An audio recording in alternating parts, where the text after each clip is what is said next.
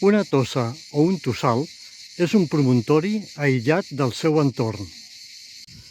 Es tracta d'un promontori isolat de 620 metres d'alçada a la comarca de l'Anoia, pertanyent al municipi de Santa Margarida de Montbui.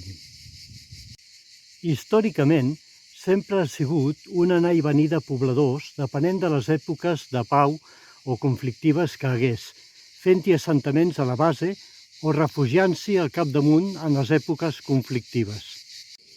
A la caiguda de l'Imperi Romà, Montbui passà a pertànyer als visigots fins a l'ocupació musulmana de l'any 711.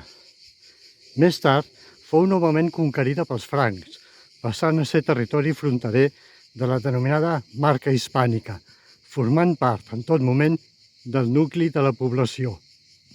Les restes actuals que veiem del castell formaven part del recinte defensiu del segle X que ocupava tot el capçal de la muntanya i que formava part de l'anterior línia defensiva medieval que resseguia tota la carena de Queralt.